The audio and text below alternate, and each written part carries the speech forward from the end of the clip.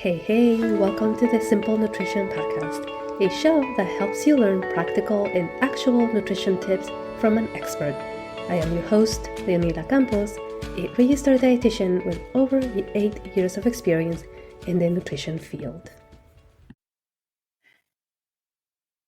Have you thought about how water sometimes is difficult to drink, especially during the winter times, but maybe just the flavors? It's flavorless, essentially, right? And so sometimes it's difficult to just get yourself to drink more water throughout the day, or just you plainly don't like water, right? Pun intended, plain water. And so then it's more difficult to want to drink more water, right? And so these are all things that my clients mention and they talk to me about. We talk about water all the time. And so I thought about okay, maybe I should make a podcast episode on just hydration, water, and maybe some tips to help you drink more water if that is something that you want to do. And so welcome to another episode in the Simple Nutrition Insights podcast.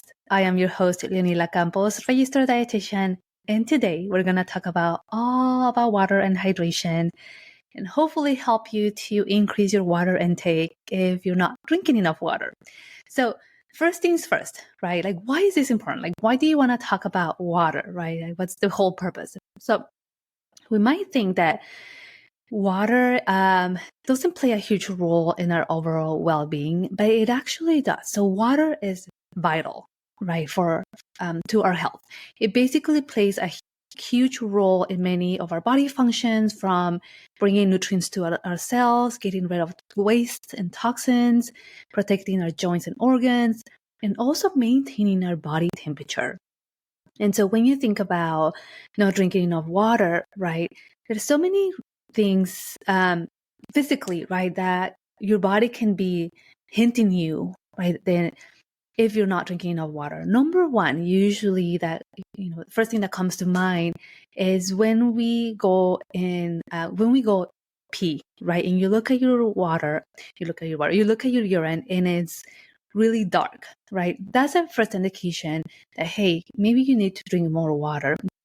But also, thirst usually, that signal of I'm thirsty, usually doesn't happen until we're slightly dehydrated, right? And so paying attention to obviously your thirst, but also, right, the color of your urine, your skin, right? Your skin can also tell you if you're well hydrated, because that can also affect your hydration.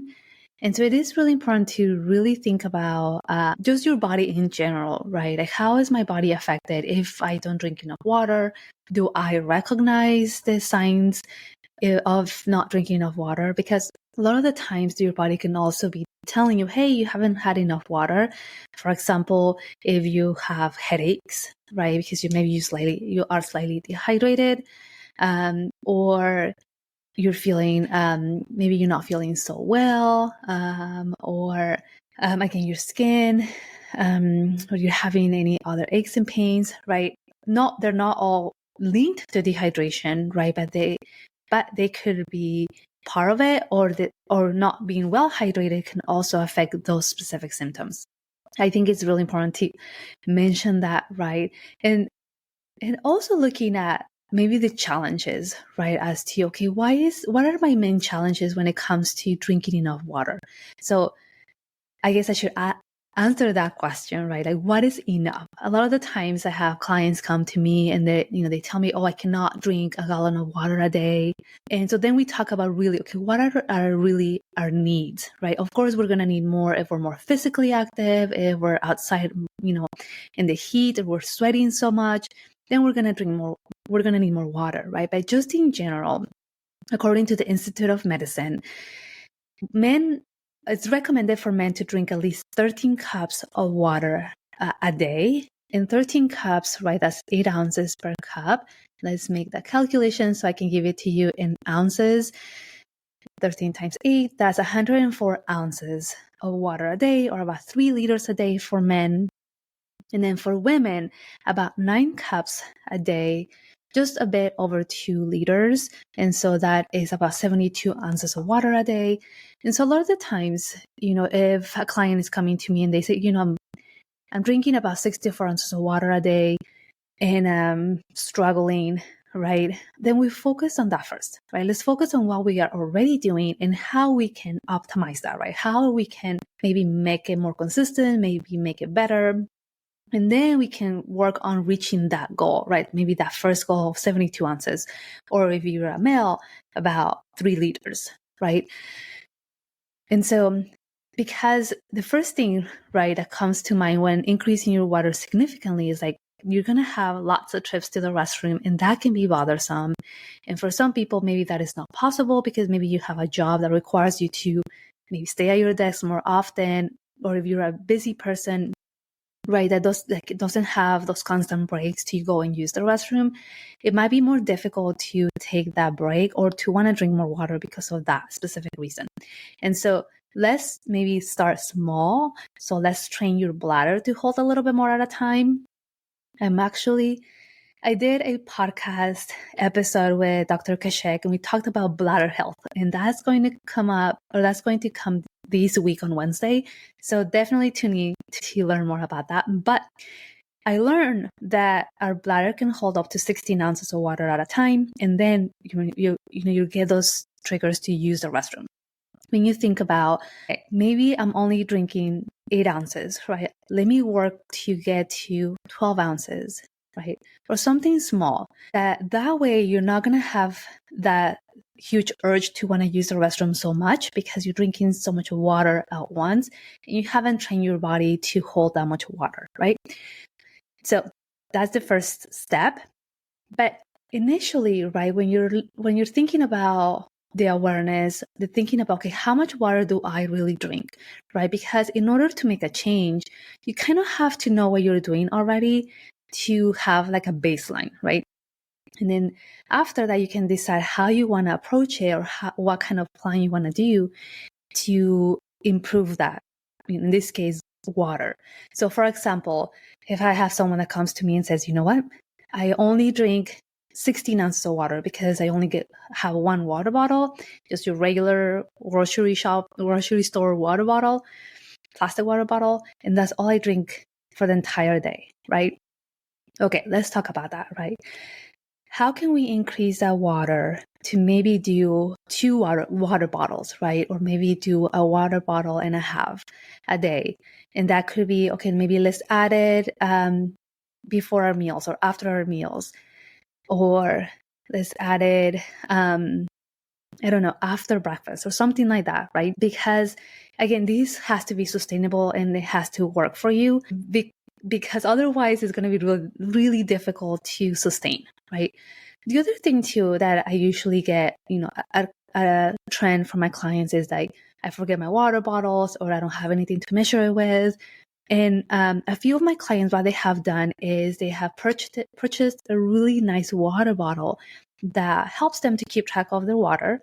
It could be super simple like that, right? Or a color that they really love. And so it reminds them to take the water bottle with them anywhere they go, right? Or if they're busy and they have it in front of them, that reminds them to, take a sip of water. And so they're increasing their water like that a little bit more. I have a client that said, I changed my water bottle that could only hold 24 ounces to now 48 ounces. And so I'm finding myself drinking more water because I don't have to stop what I'm doing and go refill my water. Or if I'm in like a different level or farther away where I usually refill my water, thinking about that extra step, sometimes I don't do it, right? And so now that I have a bigger water bottle, it really helps me to drink more because I don't have to take that extra step. So it could be as simple as that, right? Again, you have to figure out where are the roadblocks, where are the challenges that are maybe preventing you from doing that. Now, I've also had clients that say, I hate water, I don't want to drink water. Just the thought of drinking water like makes me want to throw up or something like that, right? Now, in those cases, right, if this is something like this is your case as well, we almost have to introduce it very slowly and add it with something that you already are doing. So for example, The first thing that you do in the morning is drink coffee, right? And this is something that actually a client did. She said, before drinking my coffee, now I drink a glass of water, right? And then I allow myself to drink some coffee. Pairing it with something that you already do can help to get you on that habit. And then eventually it's going to be more natural and you're going to just remember automatically, right? But if you're trying to do, and this literally you can do this with any single new change that you want to make, pair it with something that you already do because it's going to be easier to do it and you're going to remember versus like you just doing it alone or by itself. Is you have to like really work harder to remember to do it. But the other thing too, right, is, okay, how about if we add some flavor into the water, right? Would that make a difference? And it can, right? So if we infused our water with fruit, right, like cucumber and sliced oranges or strawberries and mint, right, you're infusing that water and you can get a hint of those flavors. And so that can help us to drink a little bit more water because there's a little bit of flavor, right? I have another client that is actually doing that. She said, one of my brothers gave me this water bottle and I'm adding, it has like one of those, it almost looks like a filter, but is like it allows the water to go into that little filter and then it infuses. It's like a water infuser, I guess. And so she said, I've been drinking more water because I really enjoy that taste, right? So I think it's, just a matter of experimenting, finding out ways to help you increase your water intake. One of the other things that I want to mention too, right? Like for kids and teens, they should be drinking about 6 to 8 cups of water a day. Again, it really depends on their activity level and their age and their weight, but that's a general guideline. And then for pregnant women, should drink at least 10 cups of water a day. Again, this is according to the Institute of Medicine. If you're breastfeeding, right, drinking at least 12 cups of water a day because you have to remember that you're producing breast milk, and breast milk is mostly water. Of course, it has these amazing nutrients, but you want to be able to rehydrate yourself. Now, here's a question that I get often, and not only for my adult clients, but also from parents or, if I have pediatric patients.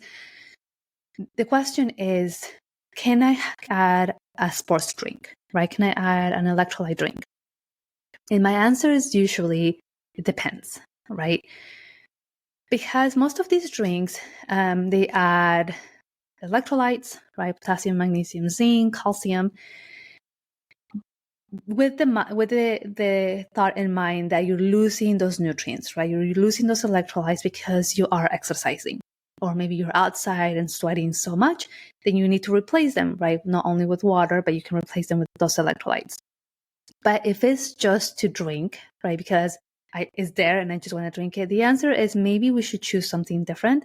Or maybe if you don't want to drink just water, have a cup of water and maybe have some fruit, right? That is going to also give you some electrolytes, but other nutrients without the other additives into that specific drink, right? And so that is definitely important. More so if you're choosing these electrolyte drinks that have added sugar, right? A lot of the times the added sugar is added for refueling purposes, but also to add in some of that sugar, fast energy. Again, if you're an athlete and you need that, right? But if it's just on a regular basis, a drink that you want to have regularly, then you're just adding added sugar that you don't really need. Instead, have some fruit, right? Because it's going to give you more nutrients that way without just the added sugar, right? So just a little bit on that, absolutely, right? If it's something to help you rehydrate you, right? Because maybe you've been exercising for over an hour, or maybe because you're sweating so much, or you're losing electrolytes and you need to replenish them, then go for it. But if it's on a day-to-day basis, right, it's better to work on these tips that I'm providing you about to help you increase your water, and then adding some foods, as you need them. If you're wanting to add some of those electrolytes, if you want to, but it's not something that you're losing because, maybe you're not exercising over 60 minutes, sweating, and you need to replace them. So super important to remember that. Let's see what else I wanted to talk about. Hydration wise, Yeah. So if you're struggling, right, to really drink enough water, again, just as a reminder, right, if you're a man, you need to drink at least 13 cups of water a day, which I think I said it was 13 times 8, 104 ounces of water. If you're a female, 9 cups of water a day, which is about 72 ounces. Again, it's going to depend based on activity level and the area where you're at, right? If maybe you're traveling to a tropical area or somewhere where it's like really humid and you're just like losing water, right? You might want to add your electrolytes there too, because you're probably needing them as well. It's higher for pregnant women, 10 cups of water a day, and 12 cups for breastfeeding women. Okay, so besides the water bottles, besides infusing our water, maybe what else we can do to increase our water intake, right? So if you're thinking, okay, yes, I'm struggling to drink enough water, I know that I have to increase it, but adding more water at the moment, maybe it's not something that I want to do. Hopefully that's not the case, but maybe if it is the case, right? Okay, let's start adding more high water content fruits and vegetables, right? So when you think about your fruits that have more water in them, like cucumber, watermelon, right? Pineapple, cantaloupe, they're going to have a little bit more water that can also provide some of that fluid, right? Same thing with your vegetables, right? Like lettuce and celery, that can also give you that a little bit more water as well.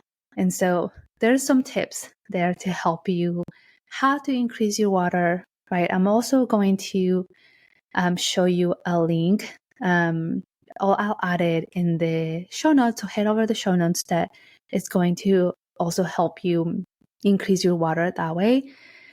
But I wanted to talk about, and I'll link this article that talks about, is it okay to keep the water in the car, right? More like your water bottles that you buy at the store.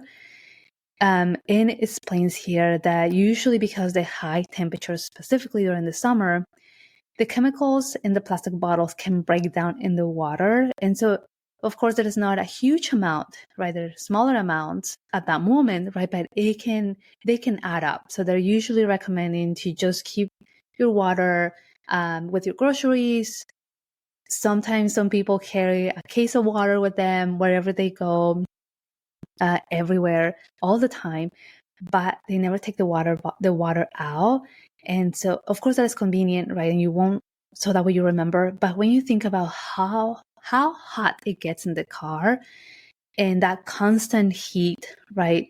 It can be breaking down those chemicals in the water bottles and they can be leaking into your water. So definitely remembering to take your water out of your car.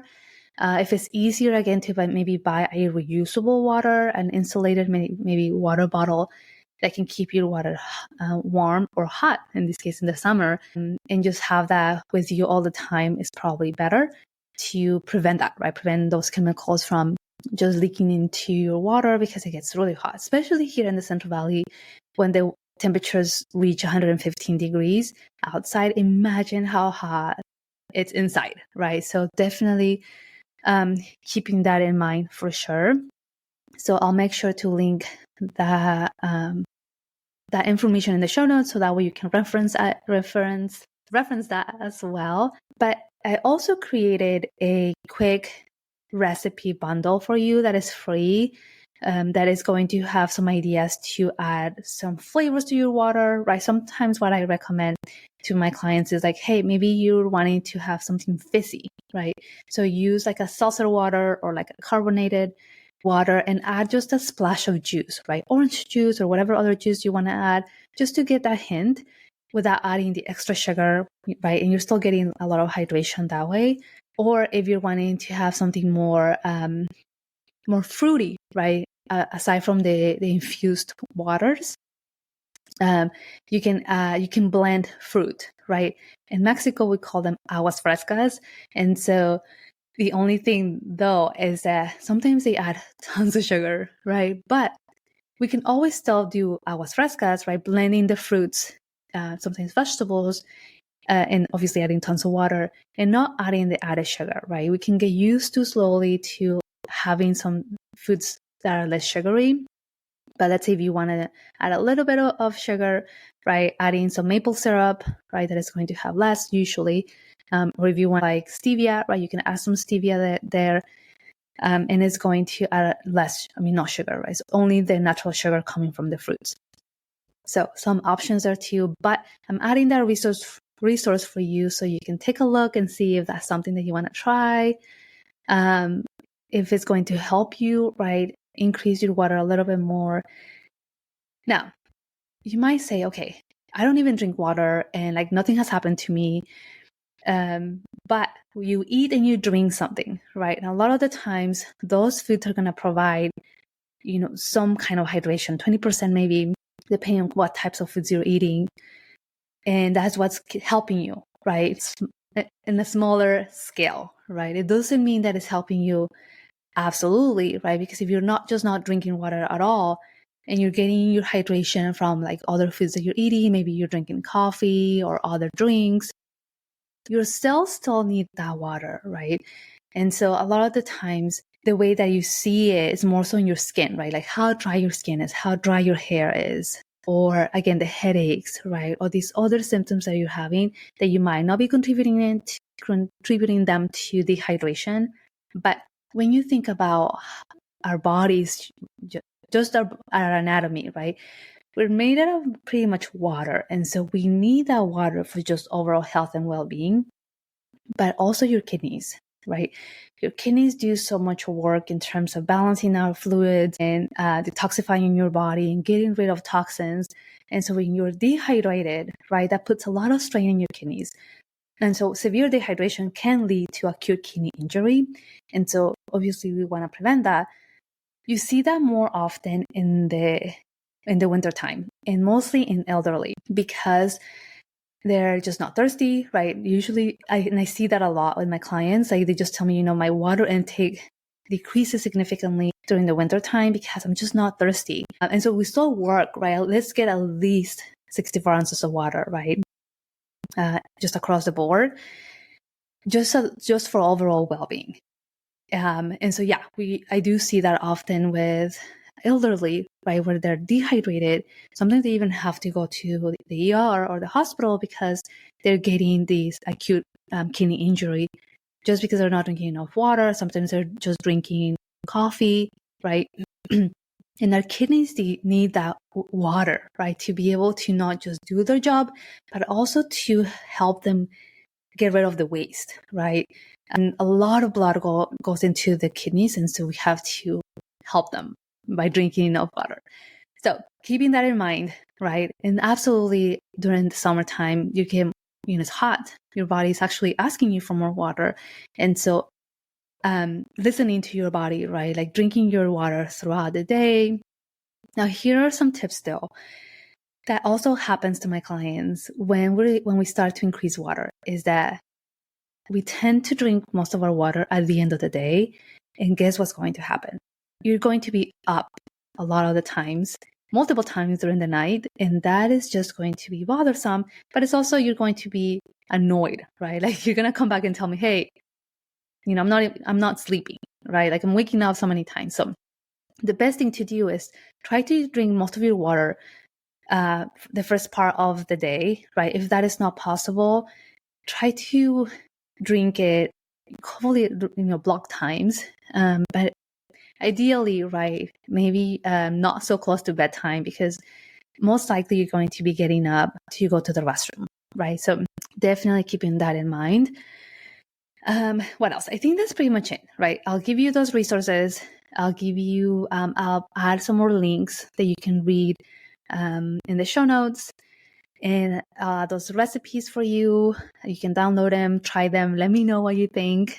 And I think that's pretty much it. But if you have any questions, if you think of anything else, let me know. I hope this episode was helpful.